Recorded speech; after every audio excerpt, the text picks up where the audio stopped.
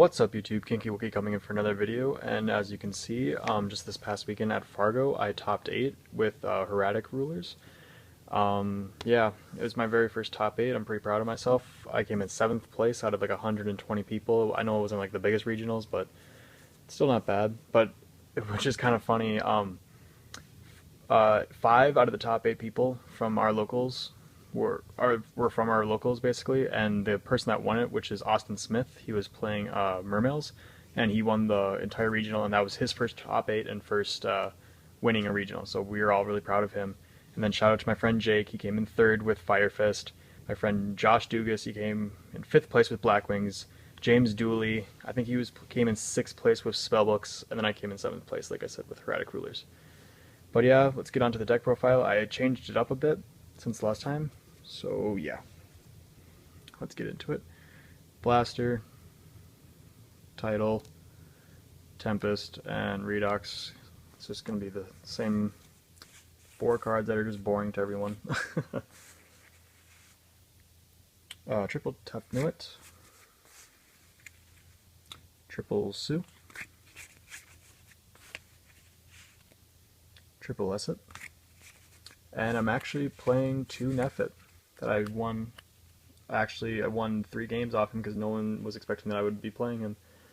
And this card was literally one of the best cards I've ever seen played at the tournament. A lot of people, when people were watching my matches, they were all surprised I was playing it, but this was literally the card that set me up to win against Mermails every single time.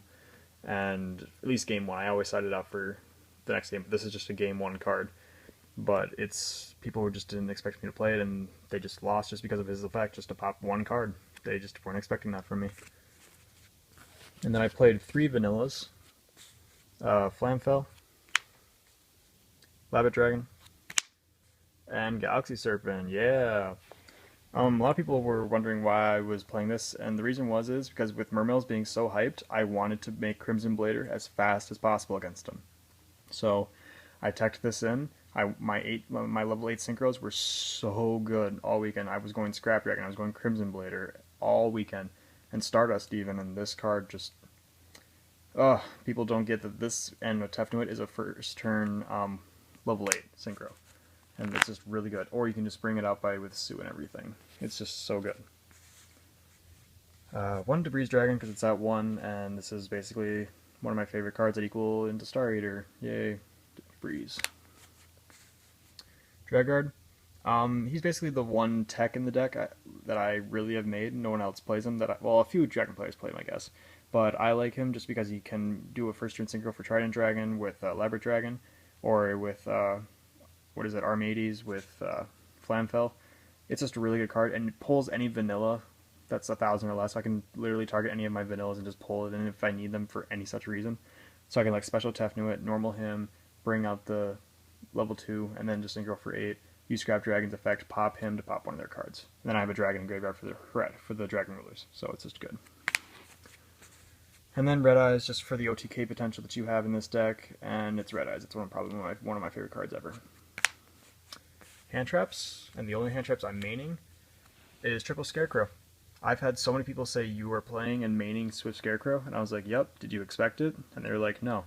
They weren't expecting this from Hieratic Rulers, and I'm really glad that I did this, because this literally saved me so many times against getting Bear's effect off, getting OTK'd, or anything like that. This was one of the best cards in the deck.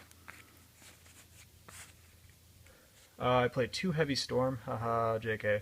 2 Wing Beat, it's really good.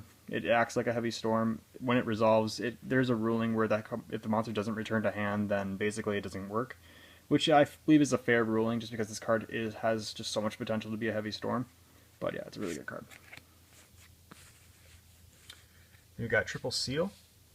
Just your searcher thins out your deck, adds your Hieratics to hand, so you have your combo pieces in hand.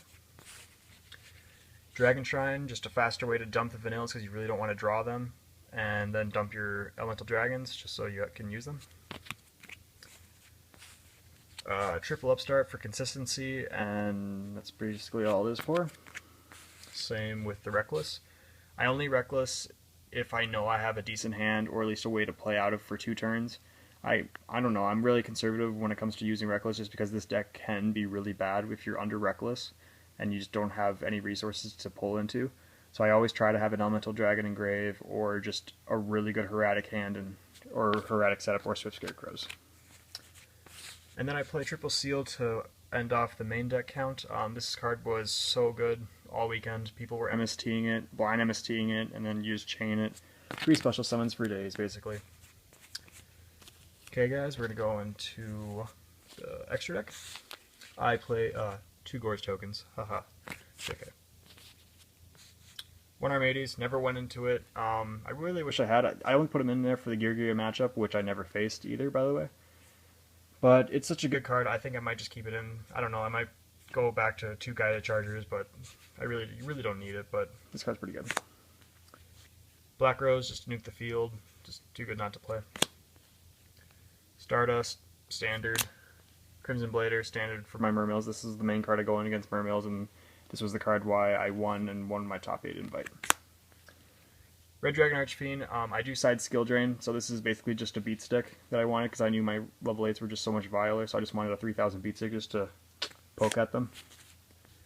Scrap Dragon gets rid of problem cards, and it's just a very good level 8. Trident Dragon, he has potential to do 9,000 damage with himself. I OTK'd someone with just Trident Dragon. It was a little busted. Actually, I used his effect to pop 2 Seals of Ashes and just special summon Sue's, and then use Sue's effect to pop his 1 back row, and then which was a deep Priz, by the way, so it was kind of good, and I just attacked for 9,000. It's really good.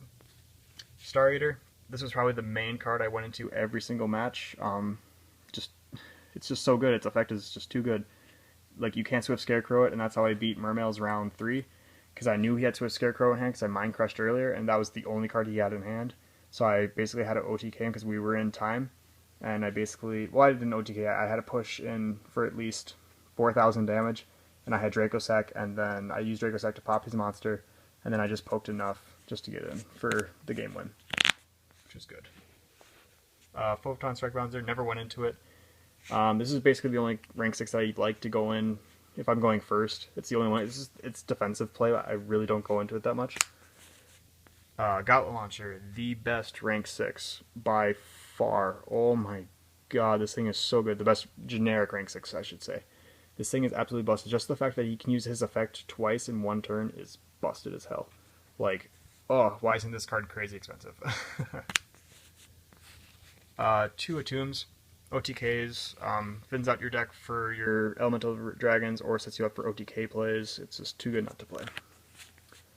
And then I'm only playing 1 Thunder Charger, like I said, just because I proved that you only need 1 to really win if you're in a game-winning situation.